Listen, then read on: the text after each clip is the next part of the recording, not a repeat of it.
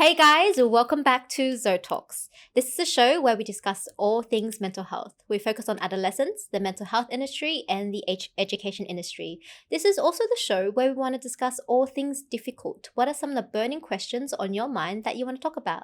I'm Christina. I'm from Zoala. We're a generative AI tech mental health startup company. And I'm Joanna. I'm from wwyd, a youth counselling center. And Happy New Year, Yes. 2024. Woo! New year. New year. And New Year is all about a new you, right? A new year, new you, new resolutions, all of that. Every year, everyone seems to be creating new resolutions for themselves, new goals, new aspirations, things they want to do differently. So we thought we'd start off the first episode of 2024 by talking about self-care. Yeah. And to some, this is a difficult topic because what is self-care? How do I do self-care? Why isn't self-care for me? So for some, there have been difficulties. And so we want to break that down and talk about it. Right. So I suppose to start off, to everybody, self-care is a little bit different. Yes. So what is self-care, Joe? So why it's a bit different to everyone is because self-care is anything that a person does that reduces their stress and improves their mental, physical, and emotional well-being. So because everyone's so different, two people are not going to have the same types of self-care. And there's a broad spectrum of different things that you can do, different types of self-care. And you guys can go online and they'll categorize them. Maybe the labeling will be a bit different, but it all encompasses the same core idea. So there's physical self-care. So that's like sleep, nutrition, exercise. There is social self-care. So that's about staying connected to other people, boundaries. There is financial self-care. So that's like budgeting, money management, things like that. And it's basically anything under the sun that makes a person happy. And reduces their stress and improves their wellness. Yeah. Nice. And self-care can be, like I said, anything. So even saying no, that's self-care, because that's about, boundaries, asking for what you need, being clear, being, assertive. That's also another form of self-care. Wearing sunscreen. Did you know? Yeah, that's fair. self-care. It's like at night you wear a mask, you do your 10-step night routine, with your skin and the lotions and stuff. So all those kinds are different forms of self-care. So why is self-care so important? Okay, well, actually it's been shown by a lot of research.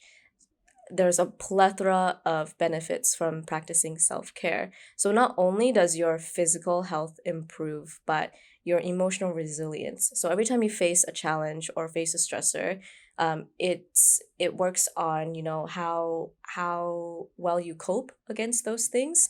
It works on your relationship. So actually research shows that if you engage more in self-care practices, especially social self-care, you're able to maintain longer, healthier relationships. Nice. Okay. So that's I don't know if you know this, it's on our website as well, but at Zoala, one of our values is care for self, care for others. And so in the same way where we want to support educators at schools and counselors, they need to care for themselves, make sure they can switch off and care for themselves so they can continue caring for their students. In a very similar way, it's like when you're on a plane, you put on your oxygen mask before you help others. Yes.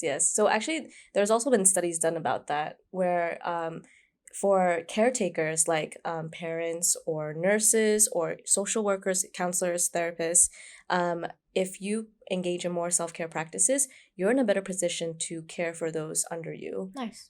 So it's been shown by research, because there's so many benefits of self-care that it ultimately puts you in a better position to be able to care and help other people.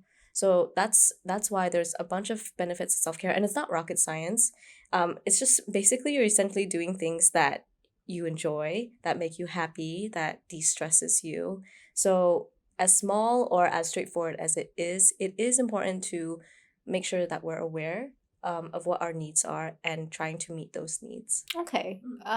So what are some self-care that people can do? Mm, How would people start? I mean, right. it's the new year. Mm-hmm. Okay, well, the first thing is like what I mentioned is about recognizing your needs. So really ask yourself, well, firstly, it's about, what are some of your needs that are not being met, right? If you feel like, you don't really talk to people as much, right? So you can start to work on social self-care, try to initiate outings, try to spend more quality time with your family or friends. If you feel like you just keep blowing your savings on shopping, Christmas and everything, it's about trying to learn how to budget. So there's a financial self-care. But would you Right? say self-care, because some people enjoy shopping and that's Mm. their therapeutic Okay, relief, would yeah. that be self-care? So where's the balance in that? Well, if you're blowing all your money, right, and it's causing you problems, then you might need to take a step back and, kind of reevaluate how you can better manage your money, and how you spend it. Like, how do you find that balance between, enjoying that you're buying items and still making sure you have enough to go Right. buy, Yeah. So right? engaging in that self-care, but maybe to a degree. Yes, so it's about finding a balance, Mm. right?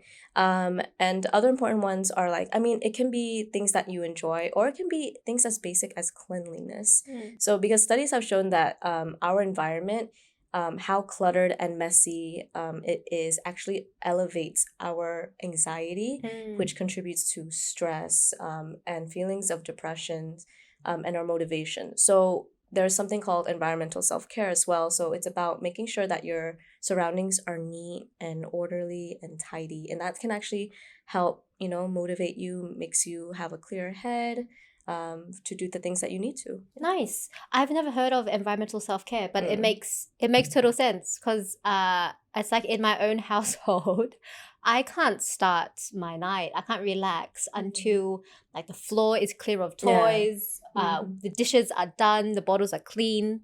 And I suppose in the same way for many, being able to declutter your desk or having your workspace clear Mm-hmm. really helps for a working day. Yeah, yeah. So those are like the small things that you can do. But if you're really unsure of like how can you start, you don't even know what needs you're lacking, right? Um, Try to recognize by making observations about yourself, right? So you could always track, when is it that you get particularly upset or angry or sad, right? Because those are indicators that tell you, your emotions are indicators that tell you that something is not being met. Some needs are not there. Something is needs more attention. So always make observations, self observations. You can track, you can journal. So journaling is a great way of trying to process what happened throughout the day, process your feelings and emotions. And if you're still not sure, you can always ask people around you. So ask for feedback, if you have close friends or family, ask them, when have you noticed that I've been particularly upset, or what really like bothers me, or when do I get very stressed out? And those could be like nice ways to start off understanding what needs are not being met, and then thinking of self-care practices. Okay. Mm. It's I'm trying to draw comparisons now. Why? I mean, not comparisons, but I'm trying to draw Parallels or something. yes. Yeah, I'm trying to draw parallels here.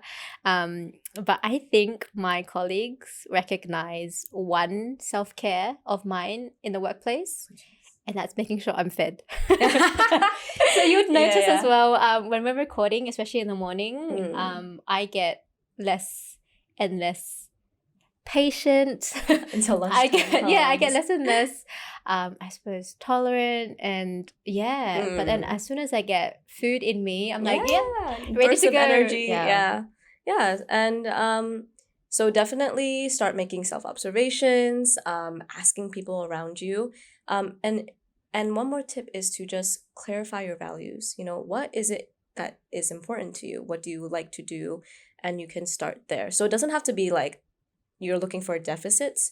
You can also start looking at the things that you enjoy, the things that are important to you, and then start from self-care from there. So all of those can help you kind of figure out what areas in your life that needs a little bit more attention, more self-care practices. And then when you do start, some very general ones that works for anyone would be things like mindfulness, right? So mindfulness is about staying in the present moment, so you don't get caught up with all your thoughts of what's happening, people's expectations, all the things that you have to do, and it's kind of spirals you, and you're more anxious, you're more stressed. So staying grounded in the present moment, and letting things come and go, and it just helps you stay more at ease in the present moment. So that would be a good self-care practice. And there's different things that you guys can look online. There's a lot of information about different mindfulness techniques. There is something called box breathing. Yeah, have you seen it? You recently posted about that. Yeah. I like it. Yes, Yeah, I so tried it. you tried it.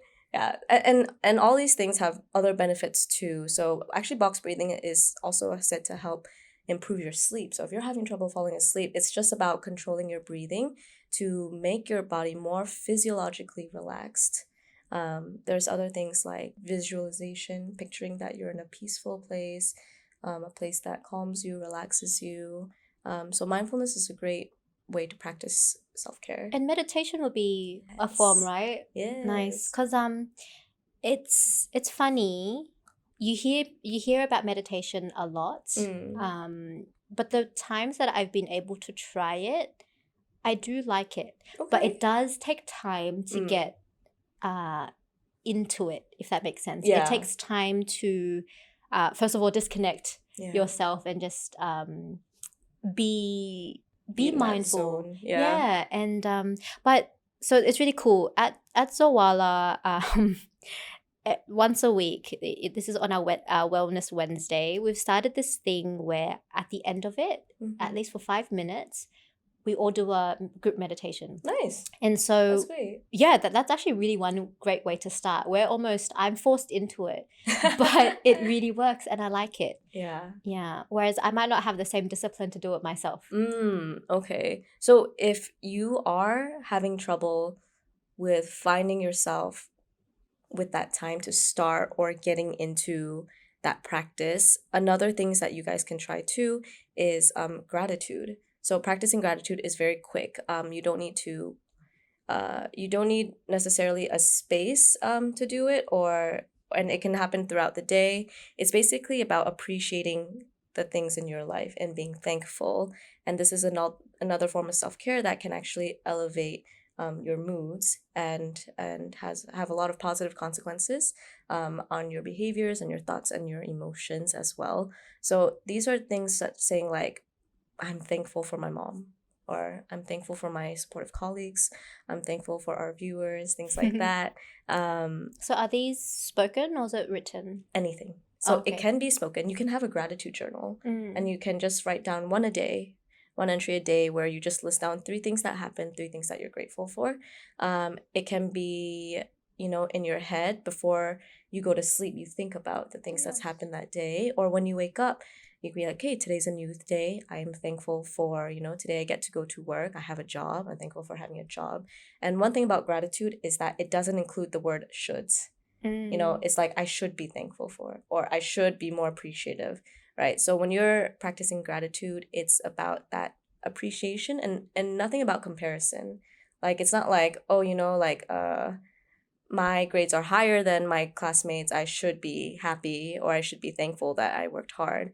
So practice gratitude by just showing appreciation without that comparison and without having any expectations of yourself. Yeah, so those are really quick ways to start self-care. Nice. And I often hear that self-care and talk of self-care, I think is becoming a lot more common, and it's people are talking about it a bit more. Yeah. And so they know what self-care is. But I still also hear where people don't know how to start or they can't seem to start. Yeah, they can't seem to start. Okay, yeah. There's a few reasons why, because as simple as it is to just, start meditating or start, journaling or start, reaching out to people more, there is a change, right? And change is hard. So one of the top few common barriers is that one, they have to change their schedule or change their routine to accommodate something new, start a new habit. Another one I get, especially from caretakers, is that they feel guilty or that they don't deserve the self-care because that time should be given to, taking care of their kids or their siblings or whoever. And I don't know if you feel like that as a parent. Oh yeah, for sure. It's good though. So yeah, our younger kids, 3.5 and 20 months. Only recently has it become a little bit more manageable to kind of solo parent a night. Okay. And so now we're starting to try and focus a little bit on ourselves as well, and Nice. that self-care. So I'll be trying to encourage Steve, my partner, to go for a bike ride or to go out with his mates.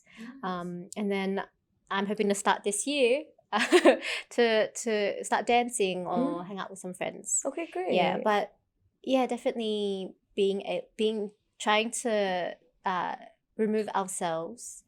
It's that, yeah, it's for sure the guilt about not being present, but also the guilt on our partner having to be there by themselves. Right. Yeah, so that's another common barrier to self-care, feeling that guilty. But something about self-care is that it's not, it's going to sound a bit corny, but it's not selfish, right? Self-care it doesn't mean that you are putting yourself first before everyone else, right?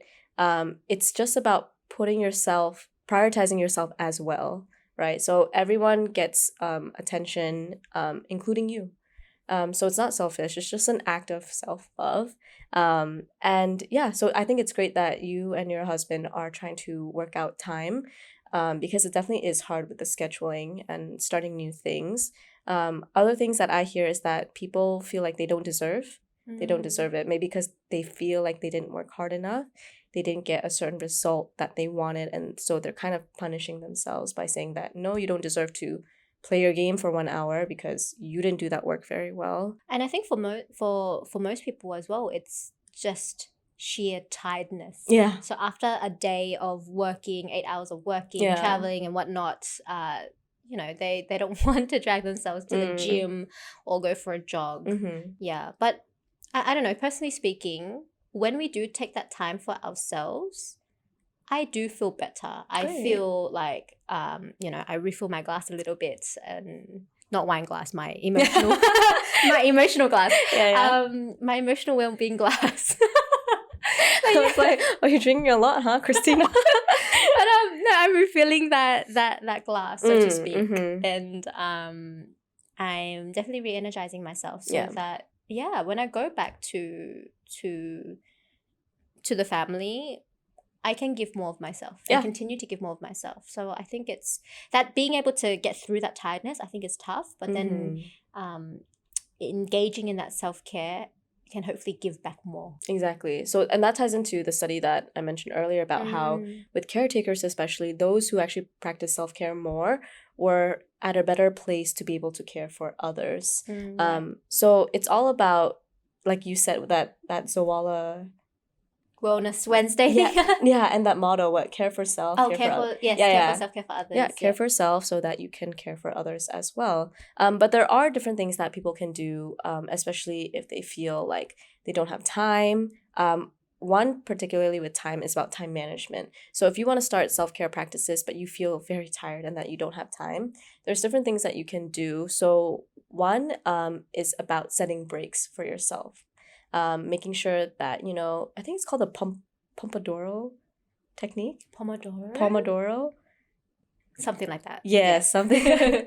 But it's essentially like where you work a certain amount of time and you take a certain amount of break time as well. So it comes hand in hand. Like 15 minutes on, 5 minutes off. I think the original one was that you do something for 25 minutes and then for 5 minutes there's a break, right? But you can adjust it to your, your style. If you feel like, you can work well for a good 45 minutes, then take that 15-minute break or so forth, right? Adjust it to your own personal needs. Another one is about prioritization. So it kind of just lists all the tasks that you need to do and rank them in terms of like what is important and what is urgent. Because you have some tasks that's important and urgent, so you should attend to them first. But there's other tasks that's important, but maybe it's not as urgent. But they're still important. Yeah, they're still important. So you can actually park it in the back and put more things in front. Because although it's important, maybe it's the deadline is 2 weeks down the road, so you have more time to do other things. Okay. And that goes hand in hand with about setting breaks, prioritization, doing other things for your self-care. Another one that I share is SMART goals, and I think this is on the app too, Yeah, right? yeah, it is something that we added for the students, and we encourage them to utilize that Yeah. for their tasks, their assignments, their part-time jobs. Yeah, so Yeah. SMART goals is basically an acronym.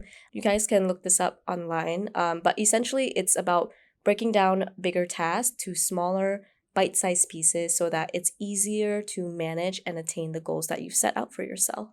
Yeah, so time management, definitely a good way to help overcome some of the barriers, especially for those who feel like they want to do it but they just don't have the time.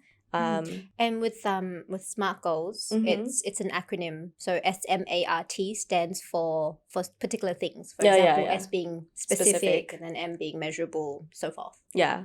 So it just kind of helps you break down what's the goal that you set for yourself. And this is great for New Year's resolution, guys. Yeah, right. Yeah. So being specific, so making sure that your goal is clearly defined, having a way to measure the goal, understanding, is the goal achievable, is it realistic, and having a time set for a deadline so that you can reassess how far you've come or if you've managed to hit the goals you set for yourself.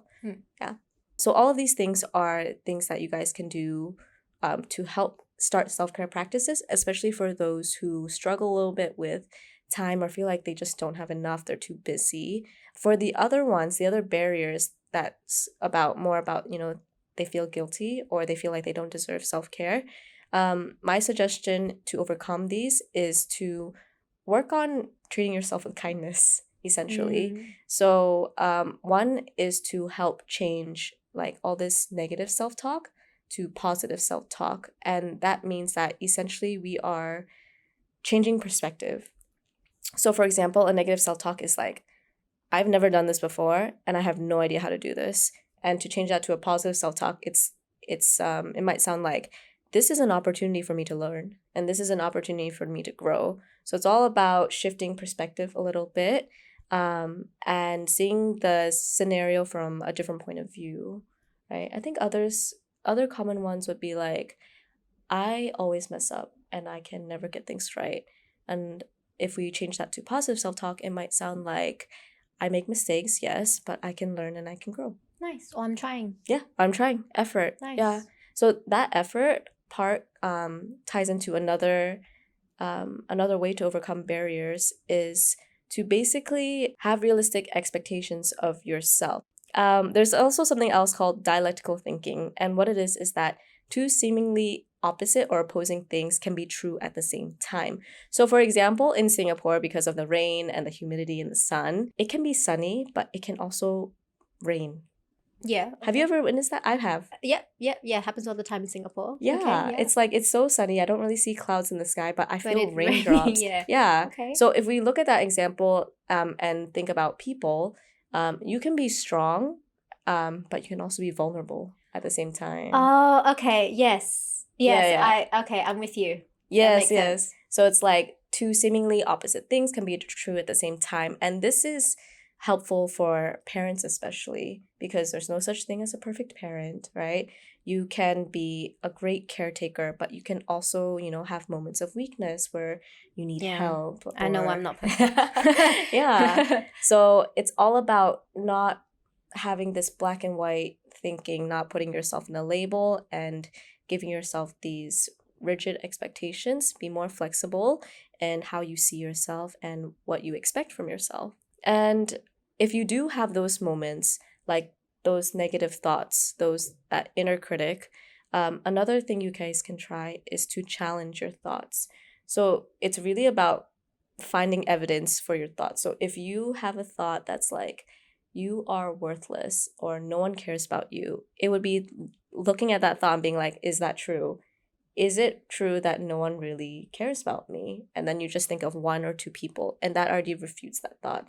So it's helping you gain a little bit more of a balanced perspective, and so you don't get so consumed by all these negative thoughts in your head. Yeah. Yeah. Okay.